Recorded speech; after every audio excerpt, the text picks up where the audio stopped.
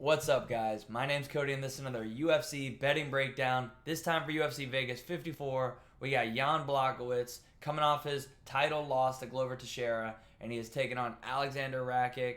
We also have it's a bit of a low-key card, coming off the banger that was UFC 274 last week. But as I always say, any fights are better than no fights, and there is some secret bangers on this card. Before we get into it, make sure you leave a like on the video. Click subscribe, turn your notifications on, leave a comment below, hit me up on Twitter. My Twitter link is going to be in the caption. I'm live for all the fights. I will be live on Twitch on Saturday. My Twitch and Twitter is going to be in the caption below as well. And I love going back and forth with you guys, whether it's live on Twitch or in the comments or Twitter or whatever. Appreciate everybody who always supports and watches the videos. Helps more people find it, and just motivates me to do work hard on these videos and get that extra tape work in. Speaking of tape work, last week put in an absolute ton, and it did pay off. We did very good last week. Got the Cortez by decision. Got Gaethje to land a knockdown. One of the only bets. The only thing that went wrong was Rose losing, and honestly, I couldn't be mad at it. The fight could have went either way. But, obviously, as you know, she did lose the decision. I thought it could have been a draw. It could have went Rose. I thought they were going to give it to Rose, but I wasn't mad when they went to Carla. So we did lose that, and we lost Gaethje inside the distance. But Gaethje inside the distance was a bit of a hedge after the weigh-in situation. I really had a lot on the fight I had 3 parlays with the main event not going the distance. And then I had an extra bet on the fight to not go 3 rounds. So that all cashed. Norma versus Macy by decision cashed. OSP cashed, parlayed up. Vonov cashed in a couple parlays. Roy Val cashed in a couple parlays. Fiallo doesn't go to decision, cash in a parlay. Rose versus Carla cashed. Goes to decision. Randy Brown 2 units straight cashed. It was a very great card. If Rose would have, got the win, which, a significant strike here, a significant strike there, could have been, or really just the judges probably were like, this fight sucked, nothing happened, and this girl was going backwards a little bit more. So, one bad bounce, but a really good card. Let's keep it going. Let's move on. We're going to pick our spots wisely in this. The pay-per-views are when we really like to shine. There's going to be a lot of big, high-level talent on there, more reliable fighters. And these fights, you got to pick and choose. Maybe you find a mismatch, you find a line that's messed up, or you find, a couple fighters, which I'm seeing a couple right now, and that I already have money on. And I actually did find a couple good spots that I like on this card. So, all that out of the way, man, let's get into it. First fight, we got Nick Maximov taking on Andrea Petrovsky. Nick Maximov coming in off a co-main event, and the UFC is making it pretty obvious that they did not like the stinker that he put on in his last fight by giving him the card opener. But, at the end of the day, man, he's young. He's only 24. A lot of people know he trains at the Nick Diaz Academy. He's kind of like Wrestler Diaz. Likes to talk a little bit of shit. Got the cardio for it. Seems to be pretty durable. We are seeing him get tired in his fights. I haven't known if the cardio was going to fully check out. But, to be fair, even though he's getting tired, the man doesn't stop, man. He keeps going. And I think that's going to be very key in this matchup. I mean, he's a big favorite. So, you got to look over to his opponent, and Petrovsky, and another good grappler, 2 good grapplers. Petrovsky, good jiu-jitsu, good wrestling. The striking, not great, but neither is either of these guys, Maximov or Petrovsky. 2 grapplers for sure. Petrovsky wants to get you down, get you out of there early. We have seen him go to a couple in that Michael Gilmore fight, it went to the third. He got the finish. He got a finish in the Yazong Hu fight, in his last fight, in the third. So he's showing that he can, even while tired, push through in these later rounds a little bit better than, maybe we've seen him gas in the later rounds before. But, in the Ultimate Fighter house, we did see him get tired in the Bryan Battle fight, get finished. And in this Aaron Jeffrey fight, we saw him get tired, get finished. It did look like he's improved in his last 2 fights, but I do feel like, 2 grapplers, neither have great striking, but I do feel like Maximov takes a shot a little bit better.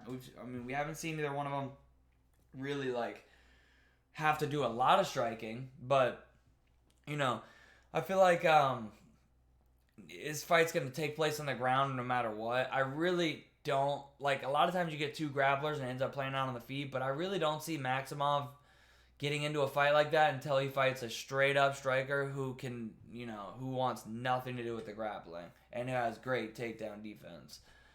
And you're going to have good cardio because, like I said, Maximov doesn't stop. And, he is young. He's coming in as a big favorite against, 30-year-old Petrovsky, but they both have relatively the same amount of experience.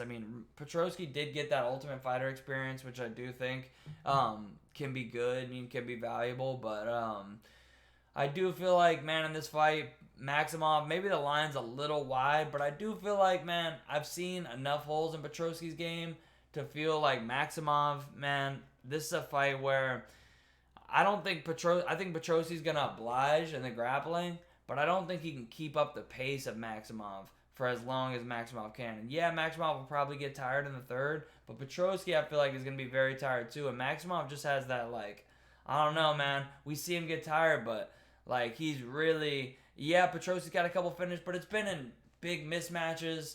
Guys with no ground game. This time he's going to run into resistance, and I really don't think Petrovsky is going to be able to get the early finish, and I feel like Maximov can take over as the fight goes on. So I'm going to go Nick Maximov. I'm going to go by decision, another grindy decision.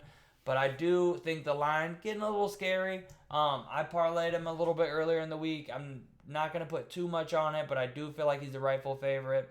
And we'll talk about the other side of that parlay in a bit. Moving on to the second fight of the night, we got Carlos Candelario taking on Tatsu Tara. And Tatsuro, definitely a pretty decent prospect, 10-0, fighting out of Japan, and hasn't got to fight the best competition, obviously, but, not the worst I've seen either, and has an undefeated amateur record of 8-0 too, so 18-0 in MMA, and, mostly a grappler, wants to take you down, get to your back, look for that rear naked choke, and, hey, that's a style that can work good. We did see this fight was supposed to happen just a couple weeks ago, and Carlos had to pull out. He was the last to weigh in. He looked pretty bad. Ends up pulling out. Who knows how serious it was? We didn't get to find out exactly what it was, but it's definitely not the greatest look. And it's a little bit weird that the line has come down since then. Candelario was a bigger favorite the first time. Then he pulls out, with a sickness or a weight cutting issue, and now he's smaller favorite, or a smaller underdog, as I take a dab. Shout out DMF. And let me just warm the brain up a little bit for this card.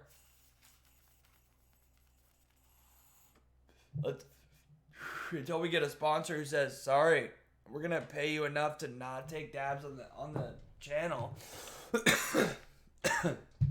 You know what I mean? Let's enjoy it while we can. But Carlos, man, one thing I didn't like about Carlos in this matchup, because I'm not gonna lie, the first time they got booked, I was looking at Candelario as a decent underdog, because, as I said, Tara's 22 years old. He's very green, and this could definitely be a time where, this is his first fight in America. It's obviously his UFC debut. This will be, obviously it's Carlos's actual UFC debut, but he's had 2 Contender Series fights. He actually is getting the contract off a loss, which you don't see often, but it was a split decision. A lot of people thought he won.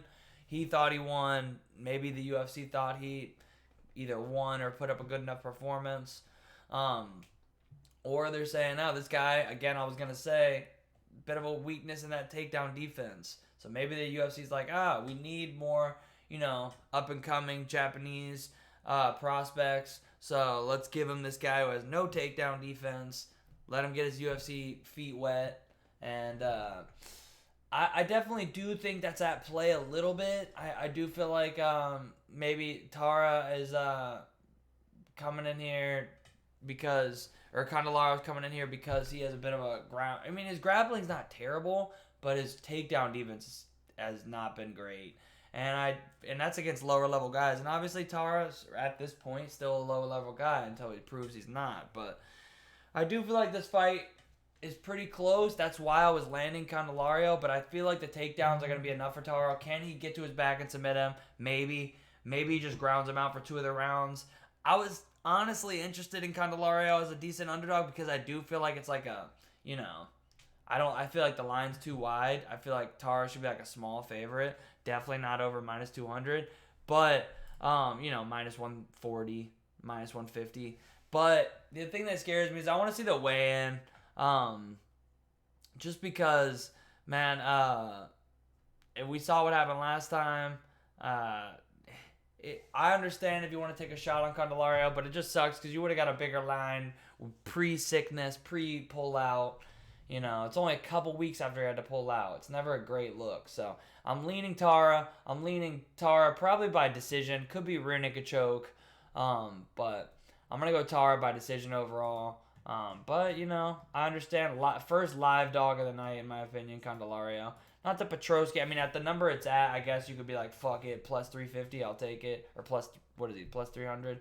But, I think Candelario is the first dog with a pretty solid shot. But I'd want to see him on the scales before I wanted to put any money on him. Next up, we got Vernon Gendarova taking on Angela Hill. And both coming off losses. Vernon Gendarova, a loss to Amanda Ribas, who, we're going to be talking about a little bit later. Did beat Kanako Murata, one of the best wrestlers in the division, but we saw Murata had like a broken arm like the whole fight. Pretty good fight with Mackenzie Dern too. I mean, this girl's not getting matched up easy. Murata, who might not have good striking, but it's grappler versus grappler, and that girl's got the better wrestling, so it's not going to be like an easy matchup. But Mackenzie Dern, Ribas, Murata, Carla Esparza in her UFC debut. I mean, Verna's legit, man. And I mean, some super submission threat. Doesn't have the greatest wrestling. Doesn't have the best striking. But she's tough. And her takedowns aren't terrible. Her wrestling's not terrible. And her jiu-jitsu is very high level. And if she gets Angela Hill down and there's over a minute and a half on the clock, very good chance she's going to find the submission. And we've seen Angela Hill submitted before. It's been a while. But, I did think she won that Amanda Lemos fight. I mean, she puts in a lot of good fights, and her fights typically are going to go to decision, win or lose. But, I thought she won the Amanda Lemos fight, the second and third round. We see with Hill, she will throw volume, and she doesn't have the most power, but her takedown defense has improved a lot. And, you could give her the Michelle Watterson fight, the Lemos fight, the Gedalia fight. I mean, there's a couple other ones. It's been a while, but...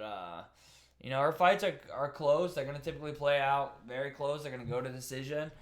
Her takedown defense in the past, if this was a couple years ago, I'd have had Gendarova by sub easy. But I will say, man, Angela Hill's takedown defense is like in the 70% now. It's gotten a lot better.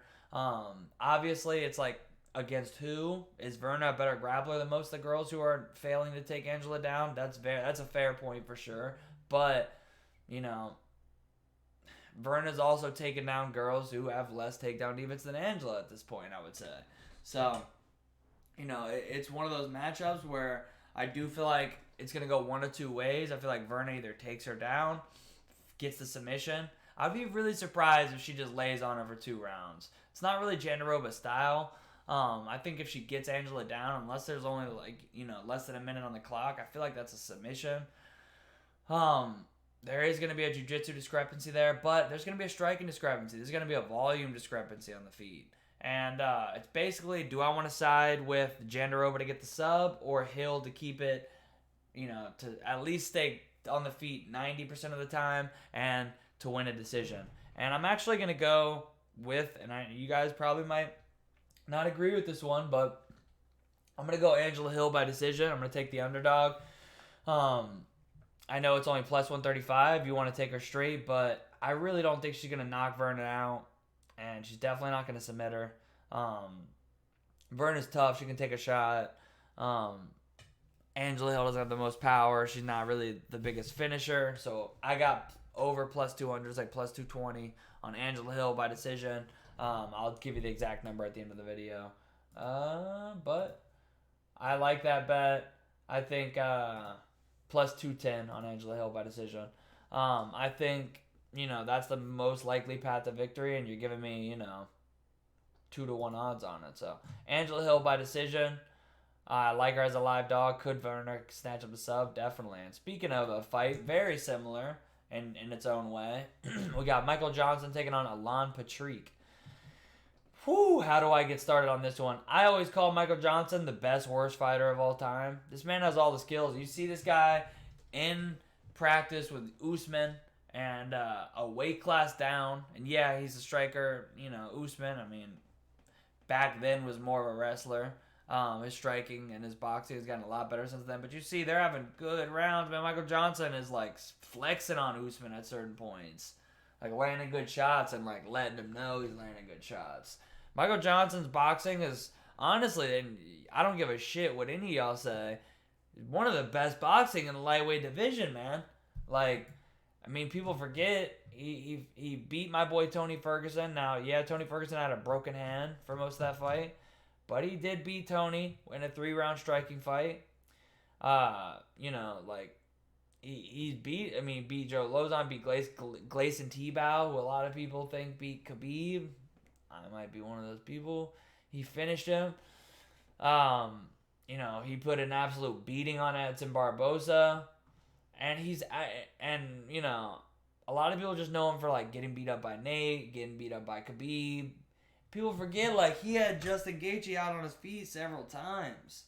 And don't forget, this man is striking. He puts a beating on you, and then typically he gets taken down, either gets submitted, or he has no jiu-jitsu, man. None. His jiu-jitsu's terrible. He's one of those guys that fell so in love with his hands, he just thought, I'll just knock those jiu-jitsu guys out. And that Thiago Moises fight, oh my God. I feel genuinely sorry for anybody who bet Michael Johnson in that fight. It's almost like Michael Johnson is just constantly betting against himself at live odds. Because this man came out in the Thiago Moises fight and beat the shit out of Moises the first round. I want to say it was something funny, Moises landed one strike in the fight and won. You see in the second fight, he comes out, doesn't even shoot a takedown. He literally just pulls, he just sits on an ankle lock. And it works in the UFC. He sits on an ankle lock and fucking submits Michael Johnson. How are these guys at Sanford MMA? We're going to talk about another one later. I don't understand how you could be at such a good camp and bonehead decisions like that. It's so strange to me how this man's jiu-jitsu is not better, considering he trains at one of the best camps in the world. But, he's fighting a guy, Alan Petrovsky, who, let's just be real for a second, man. He quit in his last fight.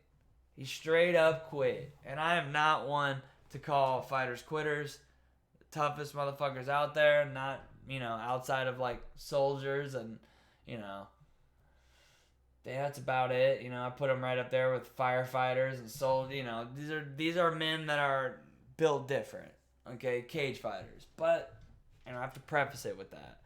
And I get it. Mason Jones a fucking beast. I had a bunch of money on Mason Jones that night. Mason Jones put an absolute beating on Petrovsky here, and then Petrovsky gets eye poked. It was an eye poke, but that man pulled an Aljo so hard. And hey, I get it. You're getting beat the hell up. You're getting a little bit past up there in age, past your prime. You're getting a beating put on you. You find a way to get out of there. Hey, it is what it is. But he quit in that last fight. And he's going in there with another guy who can put a beating on you, and Michael Johnson. So yeah, Alan Petrovsky, if he's 38, but if he gets Michael Johnson down, I mean, Michael Johnson's no spring chicken either in fight years. Even though he's only 35, he's been in a lot of wars. So both these guys have been in a lot of they've taken damage. But it's just a tale. It's the classic like stylistic matchup, man. On the feet, it's Michael Johnson all day. On the ground, it's Alan Patrick all day. The crazy thing is, man, we saw Bobby Green out there taking Patrick down. Patrick gas and getting beat up.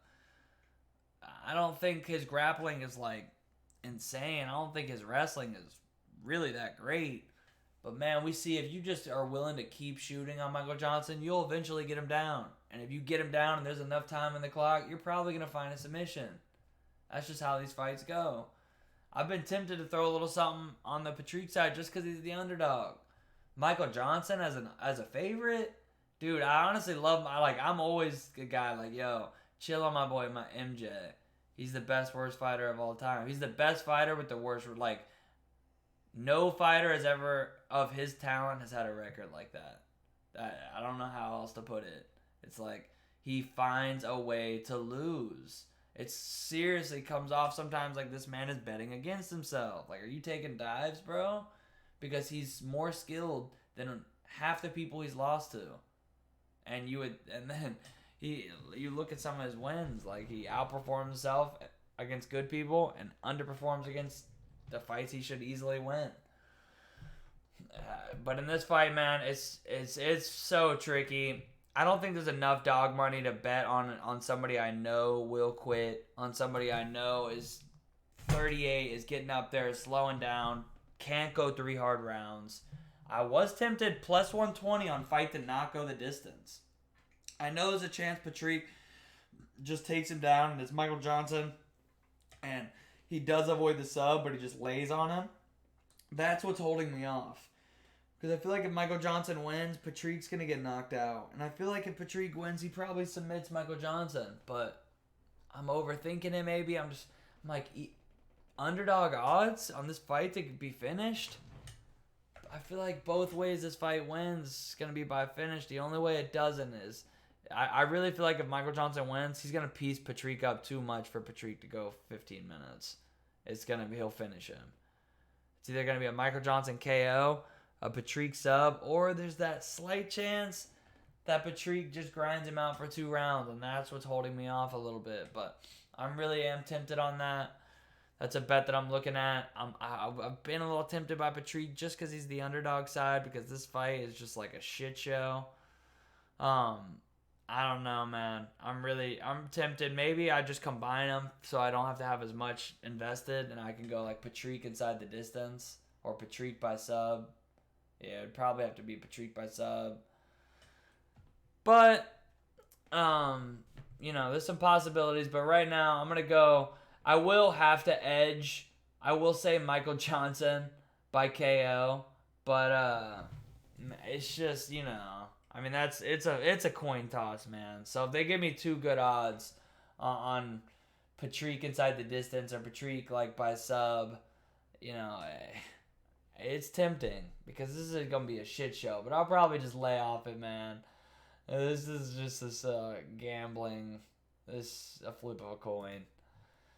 Michael Johnson by KO. Next up, we got Viviana Rouleau taking on Andrea Lee, and Rouleau coming in off a loss. But it was to Kayla Chukagian, so we're going to be talking about later. And that's a tough girl to beat, man. Great cardio, high volume, good striking, good takedown defense.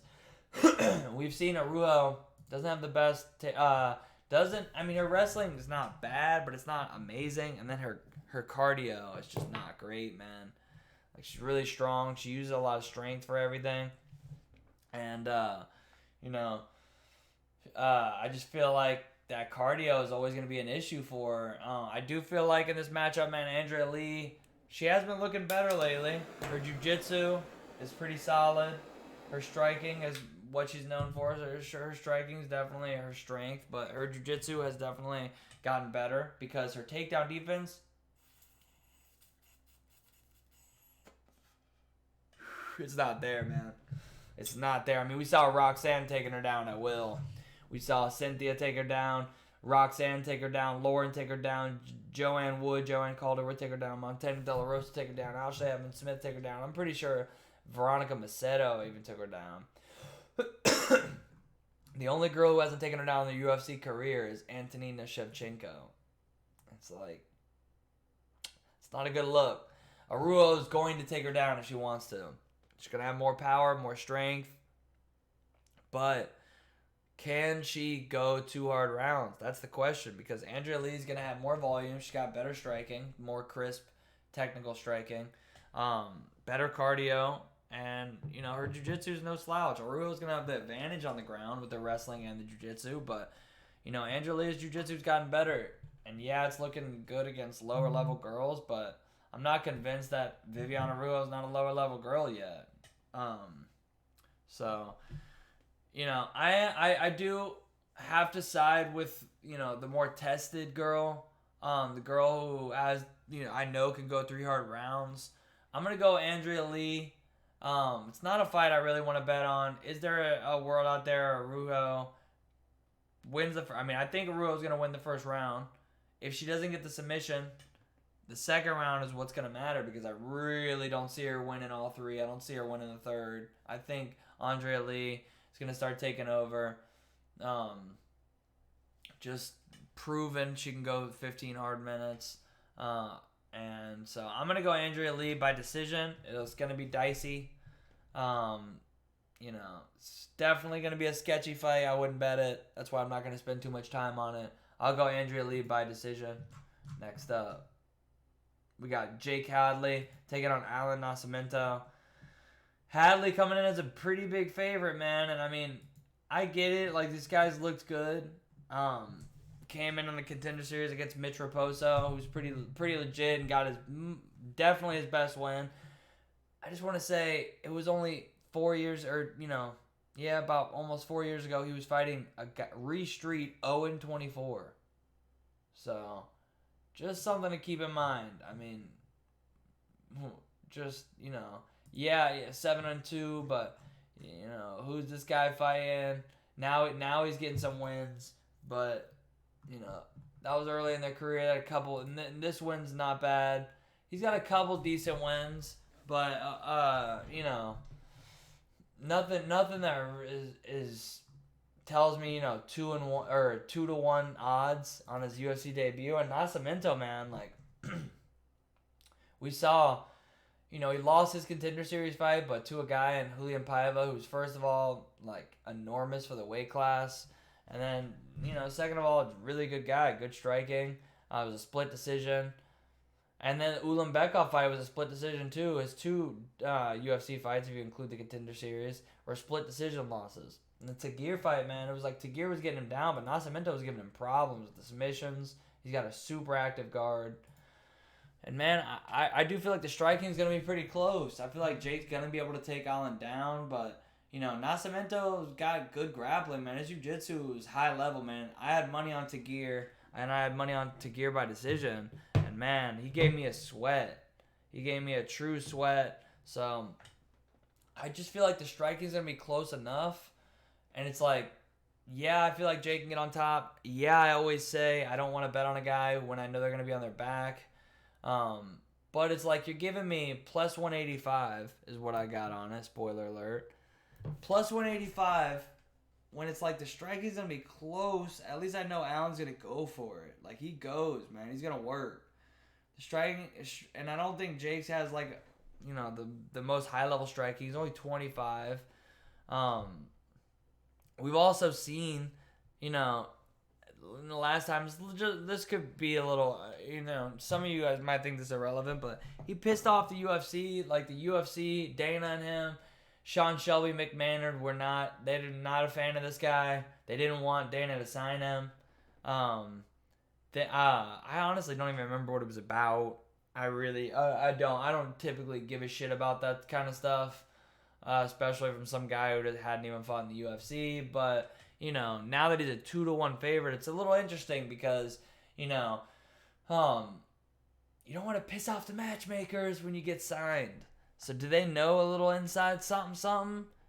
Yeah, I mean, obviously I don't want to make it too obvious. Like, oh, here's an 0-1 guy. We would never be biased. But, you're 25, untested. You're out here taking fights against guys who are 0-30. And, Alan Nascimento ain't no chump. Yeah, he's got some losses, but he's fighting some tough guys. I like a guy with a couple losses who's been tested over a guy who's got that pretty 8-0 record, but, 6 of those fights have been bums. And he's 25, inexperienced. He also pissed off the UFC, all that. Then he missed weight. Is this guy going to have weight problems? If he has another weight cutting issue, and if it's 5 pounds, then first of all, UFC gonna cut his ass because they already hate you. You come in and do something like that, miss weight twice in a row, and one of them's egregious, dude. They're gonna give you like fucking what is this flyweight? There's not a whole lot of hidden killers. They're gonna fucking punish you in one way or another. Okay.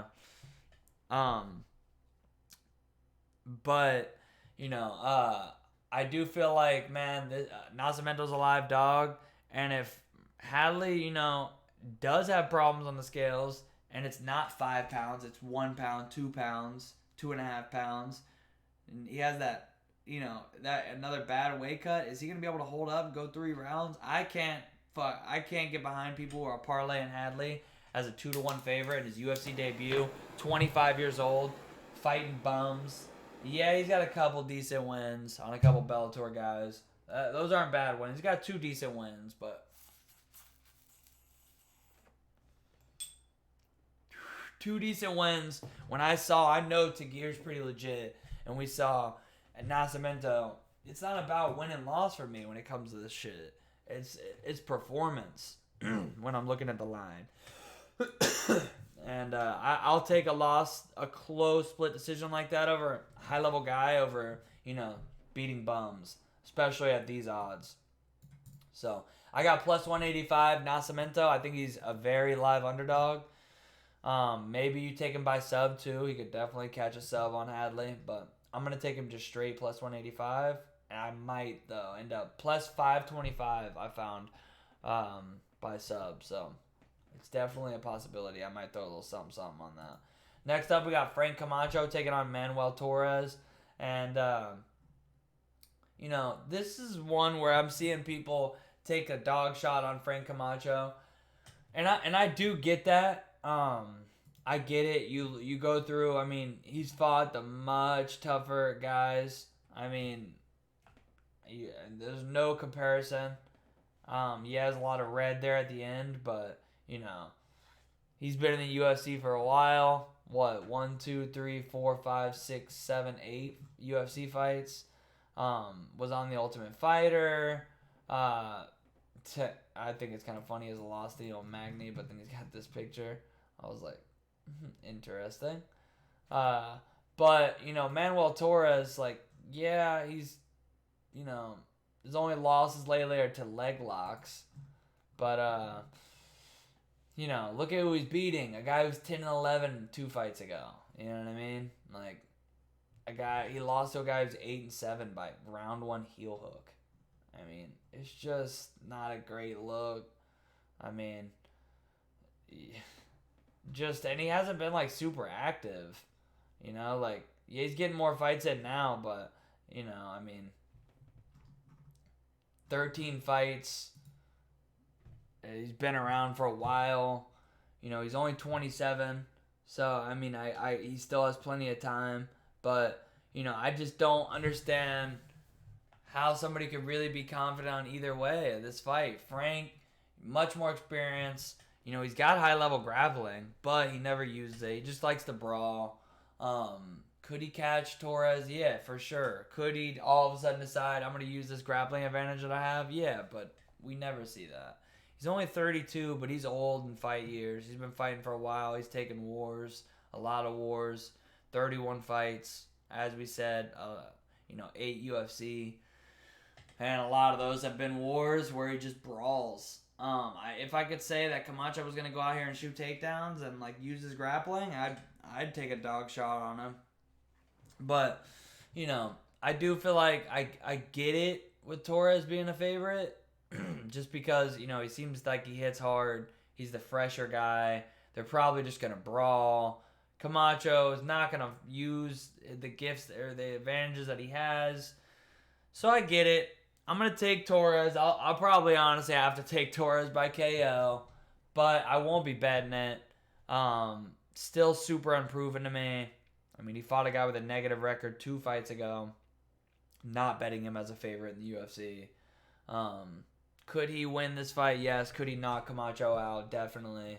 But I will take Torres. I'll take him by knockout, but I will not be betting it. Next up, we got one of my more confident plays in the card. We got Kaylin Chookagian taking on Amanda Ribas. And I'm a big fan of Amanda Ribas.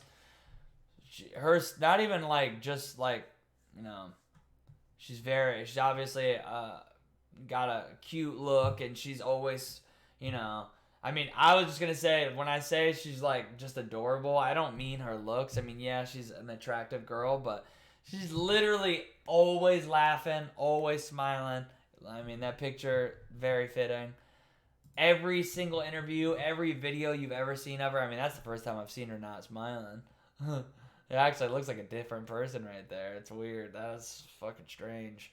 But, you know, she's just got she's the most likable fucking female fighter probably right now, in my opinion. I can't think of, like, another one. And Chookagian, a lot of people like to hate on this girl, man, because she knocks off all the contenders. Like, Jennifer Maia, Rouleau, Calvillo, Shevchenko, Jennifer Maia again, Joanne Wood, Alexis Davis. Like, she's beating all these girls who are right there, and she only loses to the Jessica Andrade, the Valentina Shevchenkos, Jessica 4 years ago. That was a split. Liz Carmouche in 2016. Like, she's only losing to the best of the best, man. And people don't like her because it's a lot of kihas. It's a lot of feinting. All her fights look a lot like the Rose Carla fight from the other night. She's literally throwing strikes from out of range, and it works, man. The judges like it because she's not getting hit a lot. People always say, "Oh, just take her down." She's like tall and lanky. She looks like, you know, you'd be able to take this girl down. She's a tall, lanky striker, but her takedown defense isn't that bad, man. Only the best girls can take her down, and then when they get her down, it's like hard to keep her down. It's hard to land big damage or submit her. She's a brown belt. You know, she's no chump. Chookagian, man, like, I've been making a lot of money betting on Chookagian. And spoiler alert, I love you, Ribas. One of my favorite female fighters, but I got to keep the gravy train rolling. One thing is like, Ribas, first of all, she's coming up a weight class.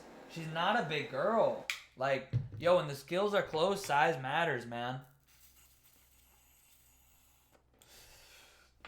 And I honestly feel like size matters even more in the women's fights a lot of times. Because, you know, Ribas needs to get this fight to the mat. And she's 5'3". Chookagian's 5'9". Yeah, the reach says only 2 inches, but Chookagian fights long. She uses every centimeter of that fucking reach. And, you know, Chookagian, she's got strong hips, and she's not easy to just take down. Yeah, Ribas had a fight at 25. It was against Paige Van Zandt. Paige Van Zandt, who was looking to go bare-knuckle box. You know, yeah, she was able to take her down and submit her. Is she going to be able to take Chookagian down and submit her? I just don't see it, man. Like, if Ribas were to come in here and beat Chookagian, bro, like, that would be such a fucking massive win. Chookagian only loses to championship-level competition. And Ribas, you know, another thing is, again, it's been the Chookagian by decision train. She doesn't finish anybody. But I just want to warn you guys, I have money on Chookagian by decision, okay? I like even money. But, which is crazy to me. I'm like, wait, Chookagian by decision at even money? What the fuck? Thank you. Like, I felt like I was going to have to pay, like, minus 150 on that. Or something like that. But, or like, you know, I would have paid minus 150. Or at least, like, minus 130. But, you know, Ribas, one thing to be a little bit scared about is in her 2 losses, she was knocked out. And yeah, Marina Rodriguez, super good high-level striker, one of the best boxers and strikers in the division. And Polyana Viviana definitely has power and caught her with like a crazy shot. Chukagian doesn't have the power of those girls. She's not the finisher of those girls. But if Ribas is just getting touched up, starts getting tired, can't get the takedowns, mouth breathing, third round, man, I wouldn't like be absolutely shocked if the striking goes, how I think it really could go. And Chukagian outstrikes her enough to where it's just kind of like a mercy TKO. I'm not saying like Justin Gaethje, Tony Ferguson, but I'm just saying like, she's just getting touched up. And, is she going to get knocked out cold? No. I don't think that's going to happen. But, I wouldn't rule out a possible late TKO. But overall, I am going to go Chukagian. I don't think Ribas going to be able to get... I think she's a smaller girl. Her wrestling's not that great at 115. It's not that great at It's not going to be that great at 125. This isn't Paige Van Zandt, man. This is Kaylin Chukagian. She only loses to the elite. She's a brown belt. Her takedown defense is solid. Her striking's better. She throws more volume. Ribas is more dangerous. She's definitely more dangerous. If she gets her down, there's a good amount of time on the clock. It could get dangerous. But I don't think the grappling discrepancy is as big as the striking discrepancy. The fights that play out on the feet as well. And Chukagian's got more experience. She's got the better cardio. She's going to throw more. Ribas basically has to finish her, man.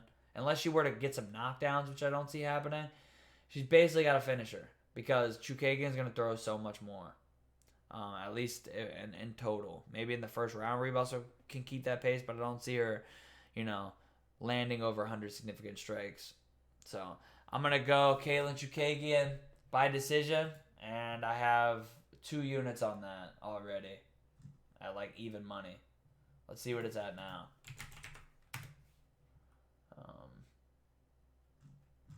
I don't like to do this too much during the videos, but sometimes I really do think this might be like the bet of the card. Yeah. I mean, Chukagian by decision. +1. Yeah, plus 120. So let me see what I got.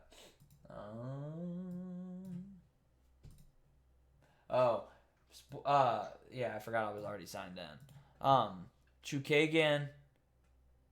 Always take the by decision or technical decision if you can. Definitely always smart to do that.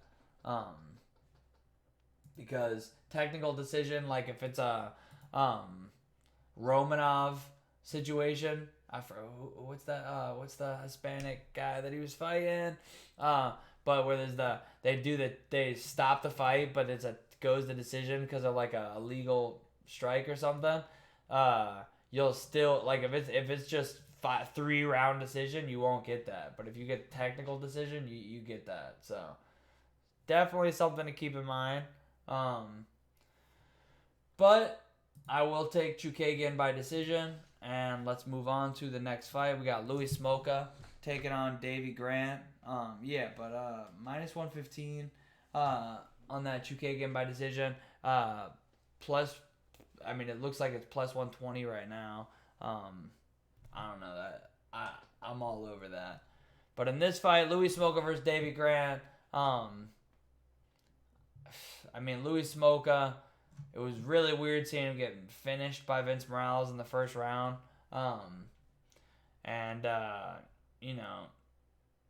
Typically, yeah, we've seen him get submitted, but like as far as getting knocked out, I believe, that was the first time he had been knocked out.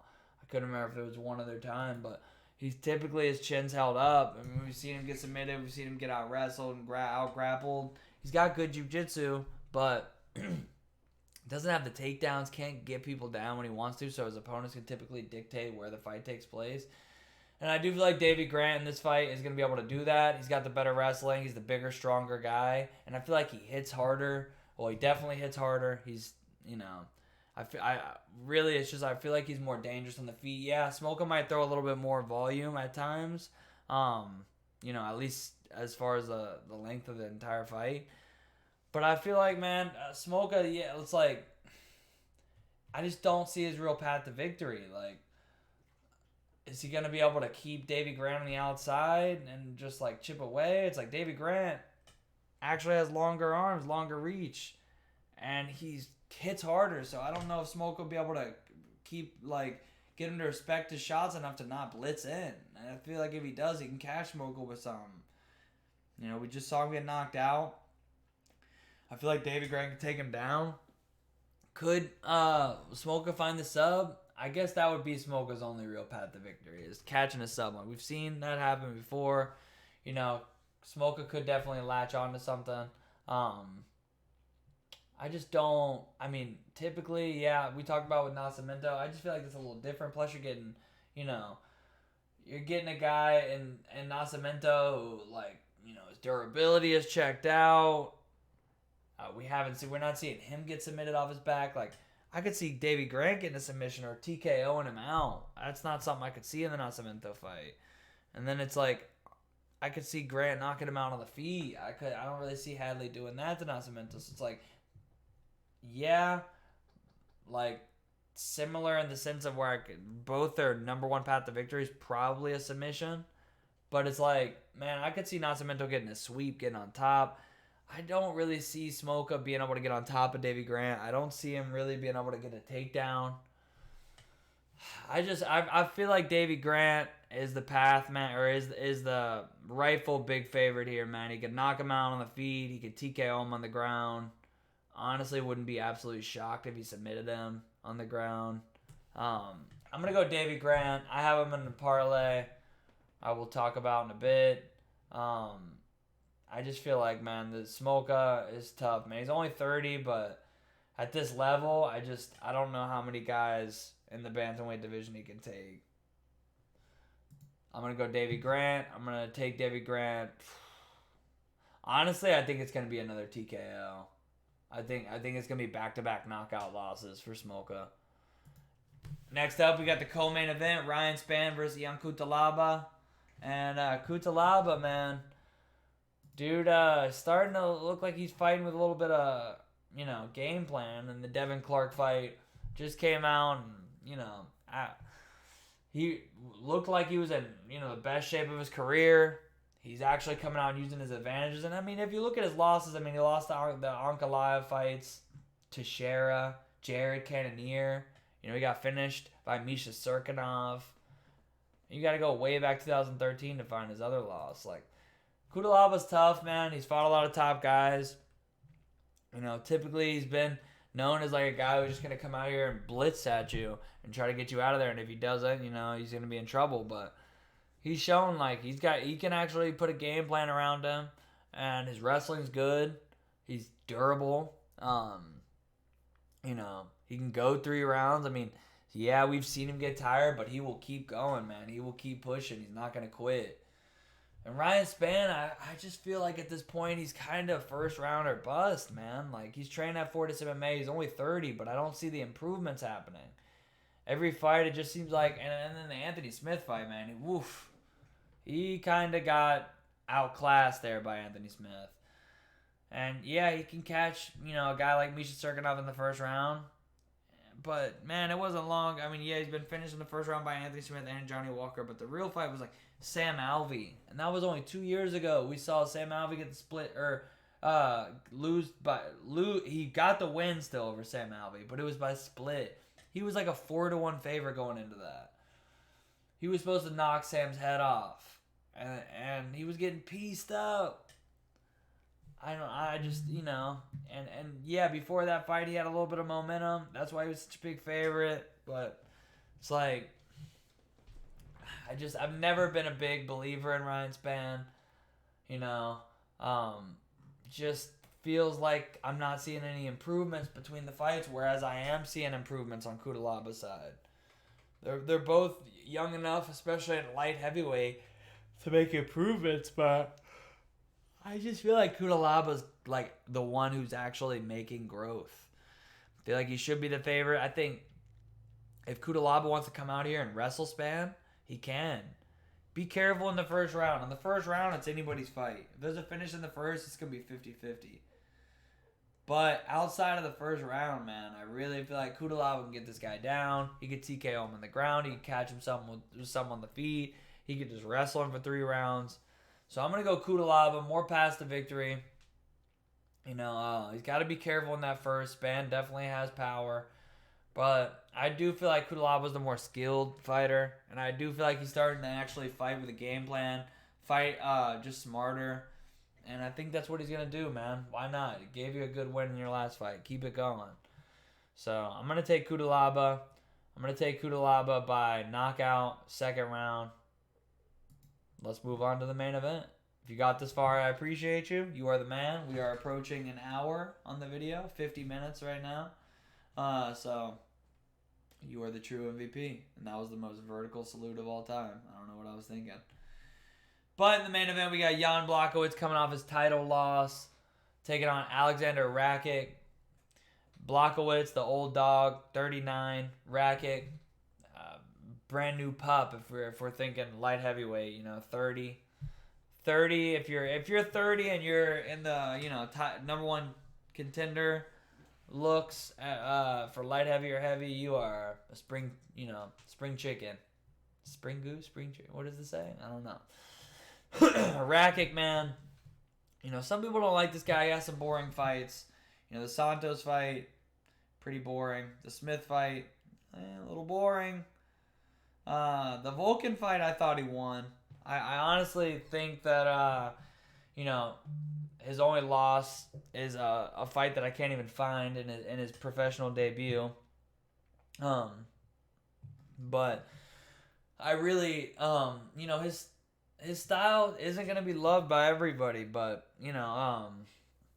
he's got a good jab. He's got good low kicks. He's got good, solid takedowns. They're not like elite, but they're solid. And he's got good cardio. He gets on top and he he's not always the greatest finisher, but, and he is a little hittable on the feet, but he's very defensive, man. He doesn't take a lot of chances. Some people don't like that style, and they love Jan because Jan, he's had some fights that were a slow burn, but, for the most part, this guy goes out there and goes for it, man. I mean, in his last fight, actually, let's wait for that because first I want to get into, this guy's UFC, start was not great. Came in mixed bag, win, lose, win, lose, win. He was 2-4 in his first 6. And went on a 4-fight win streak. Took a step up against dangerous Thiago Santos. Got knocked out. And now, then he went on, win 5 in a row, including against Izzy. And body kicked the shit out of Dominic Reyes for the 205 belt. Knocked Corey Anderson out, but we know Corey Anderson hasn't had the best chin. The Souza fight was sketchy, to say the least. But, knocking out Corey Anderson and Luke Rockhold, you can put asterisks on that. Not the most, durable guys at this point of their career. Best striking defense, but, the Glover Teixeira fight was the real scary one because it was so clear from the first round that this man has a neck injury. Glover starts, just cranking on his neck in the first round, and you can tell. You're seeing Jan grimace during the fight at just a crank on his neck. It wasn't like a real submission.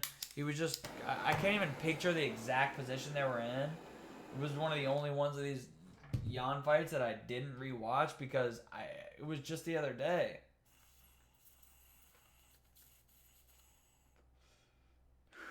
Dab for the main event. He was just cranking on his neck, and Jan clearly has a neck injury. And then you see in the second round, Jan looked off. He looked off on the feet. He looked awkward on the feet. Glover was winning from the start of round 1. You could tell Jan wasn't all there. And then the second I've been doing jiu-jitsu for 7 years. The choke wasn't on. There was no choke. It didn't look like a Juliana Pena Amanda Nunes fight where Amanda was just completely gassed. It didn't look like Jan was tired. It looked like he felt the strength and the crank of Glover in that first round, and he was like, I cannot let this man crank my neck like that again. The second Glover's hands were about to touch to even start the choke, It didn't even get there because this man was tapping. He was ready to get out of there.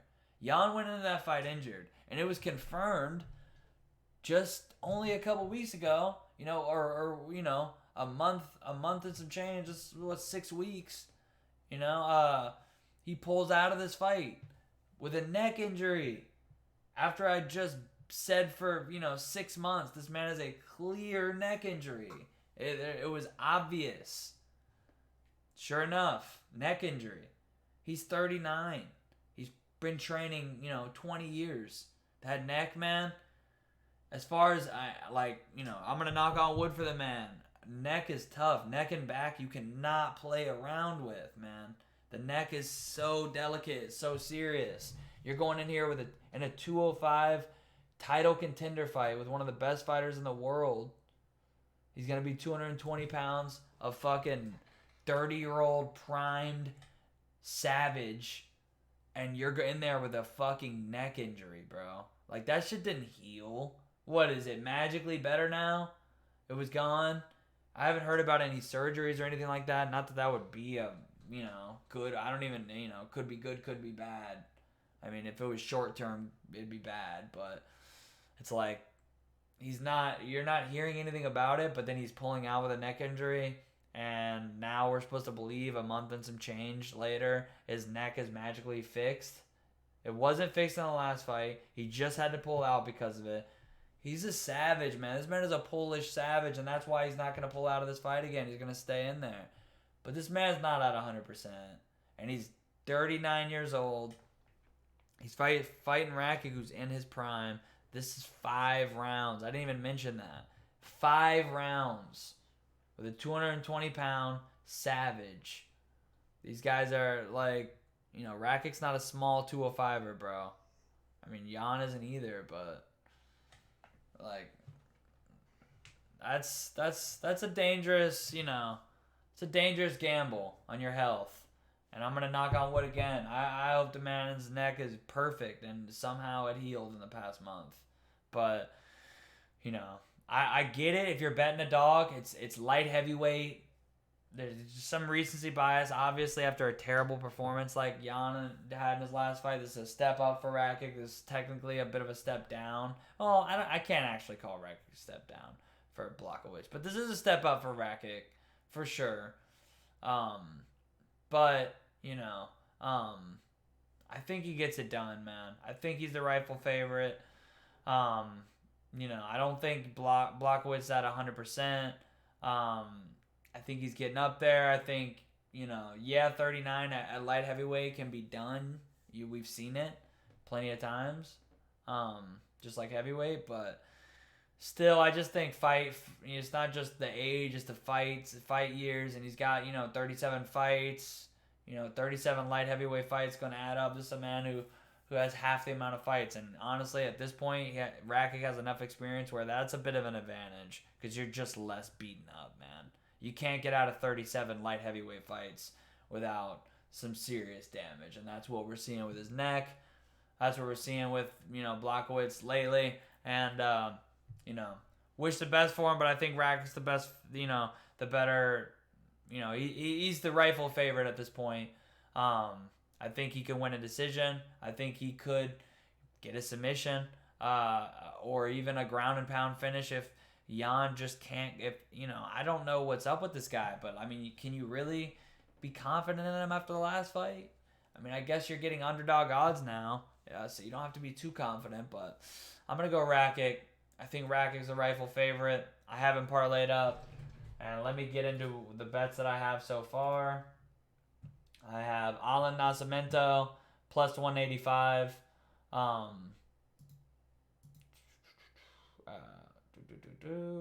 Plus 185. And then I have Davey Grant parlayed up with Yankutalaba, and that's about even. I can't see what the exact line is for this one, but it's like slightly, it's like probably like minus 105 or something like that.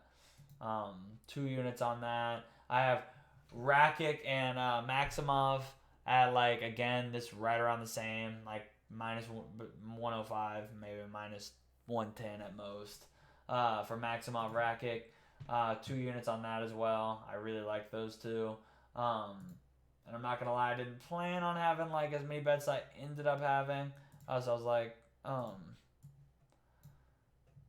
I put 2 units on those 2 bets, and then I also I ended up Angela Hill wins by decision. Boom boom. And that is plus 210. I like that. And then, hold on, I was trying to pull it all up. And then I got Chukagian by decision. Yeah. And I got minus 115 on the first one and plus 120 on the second. Because you know I had to double up on that one. But that's it for right now. And I really like that. I really like those. I really like that Chukagian by decision. And then I'll go through my picks right now. I like Rakic as a parlay piece. I like Yankutalaba as a parlay piece. I like Grant as a parlay piece. I like Chukagian as a parlay piece, but I like her better by decision. I like Nascimento as a live dog. Maybe this fight to not go the decision. Plus 120. I like Angela Hill as a dog. Candelario is a possible dog, but I don't have the balls for that one yet. I like Maximov as a parlay piece, so shit. I guess Rakic by decision, or no, Rakic TKO. Yankutalaba TKO second round. And I'll say Rakic third round. Grant KO second round. KO first round for Grant. I'm going to say Chukagian decision. Torres KO first round. Nascimento sub second round. Andrea Lee by decision. Patrick by sub. Well, no, I'm going to say Michael Johnson by KO, but I think, the value might be Patrick by sub at this point as the, because it's a straight up coin toss. And I have not bet on this one again for anybody who didn't hear earlier. Angela Hill by decision as an underdog. Tara by decision, but a sub is possible. And Maximov, I wouldn't take a prop in that one. But if I absolutely have to pick, I'll say Maximov. I'll actually say Maximov by decision.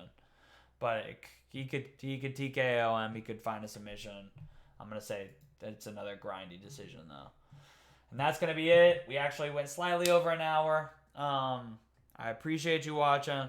Make sure to leave a like on the video. Sub up. Notifications. Leave a comment. Helps out the algorithm. I appreciate you guys. I will be back, as always, for the next card. I'll be live on Twitch. Come hang out. We have a fight card tonight. Every Tuesday, Thursday, and Sunday. DMF. Dankest Motherfucker Fighting Championships. We're out there. UFC 4, fight night, the best players in the world. Come through, sign up in the Discord. Come through on Twitch if you want to watch or compete, whatever. And it's been real. I'll catch y'all tonight for Dana Dan Contender Series 17. Outside of that, it's been real. Win some money, enjoy the fights, come through on Twitch and watch. Peace.